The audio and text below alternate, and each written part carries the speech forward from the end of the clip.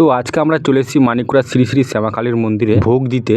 আর এখানে আমরা এসেছি খুব সকালবেলা। এই হলো আমাদের ভোগের দোকান, এখান থেকে আমরা ভোগগুলো নিজে মা কালীর মন্দিরে দিব। চলো তাহলে বন্ধুরা তোমাদেরকে আমি প্রথম থেকে দেখাই আমরা কিভাবে মন্দিরে আসলাম। আর যেহেতু আজ কালী পুজো, এই জন্য আমি খুব সকাল সকাল ঘুম থেকে উঠে গেছি ভোর 4টের সময় মন্দিরে যাব। এই জন্য জামাটা পরে আমাকে খুব একটা পছন্দ লাগে না, এই জন্য আমি এই জামাটা পরলাম। ঘুম থেকে উঠেই কিন্তু আমরা প্রথমে স্নান করে নিলাম, স্নান টান করে রেডি হয়ে গেলাম। রেডি হওয়ার পর দেখতে পাচ্ছ তো আকাশের অবস্থা। আমরা কিন্তু আজকে খুব সকাল সকাল মন্দিরে আছে প্রচন্ড, কারণ ওখানে ভিড় হবে।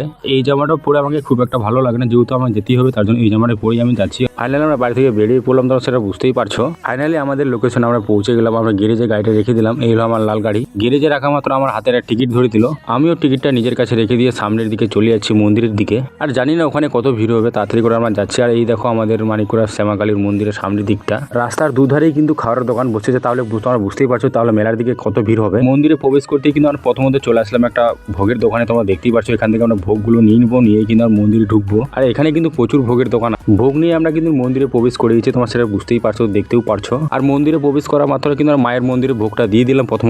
আর এই হলো আমাদের মা, তোমরা দেখতেই পাচ্ছ সকলের মা। আর মায়ের সামনে এসে কিন্তু মাকে আমরা ভালোভাবে সবাই প্রণাম করে নিলাম। মায়ের ডান পাশে কিন্তু কমিটির লোকেরা ভোগ নিচ্ছে, তোমরা সেটা দেখতেই পারছো।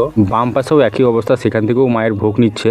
মন্দির থেকে বেরিয়ে পড়লাম। আর এই হলো পাঠার লাইন, তোমরা দেখো একবার। মন্দিরের চারপাশটা তোমরা যদি ভালোভাবে জানো, আর তোমাদেরকে আমি কোন এরিয়া থেকে তোমাদেরকে ভিডিও করে দেখালাম পাঠা লাইনটা, তাহলে তোমরা বুঝতেই পারছো কত বড় লাইন আছে পাঠা। আমরা সকালবেলা এসছি বলে দেখো সমস্ত দোকান কিন্তু তিরপাল দিয়ে সামনের অংশটা কিন্তু ঢাকানো আছে, কিন্তু সমস্ত দোকান বন্ধ। একটা দোকান খোলা বলে আমরা এখানে এসছি। দোকানে আসা মাত্র আমাদের সব জিনিস এক চান্সেই কিন্তু পছন্দ হয়ে গেছে। সেখান থেকে আমার মেয়ের হাতের বালা একটা মাত্র নিলাম, কারণ সব জিনিস নিলে কিন্তু প্রচুর টাকা লাগবে, এই জন্য আমাদের পকেটে টাকা নাই, এই জন্য আমরা নিলাম না। এই হলো পাঠার লাইনের গেট, তোমরা দেখতেই পাচ্ছ। এখান থেকে ঢুকে ঢুকে লাইন করে তারপরে একটার পর একটা কিন্তু কাটা হচ্ছে পাঠা। তারপর আবার আমরা ভালোভাবে প্রণাম করে নিলাম। প্রণাম টনাম করার পর আমরা এখান থেকে আবার চলে যাবো বাড়ির দিকে। আর এখানে কিন্তু তোমার একটা জিনিস লক্ষ্য করতে পারো, যতই সময় আগাচ্ছে কিন্তু ততই কিন্তু এখানে লোক বাড়ছে।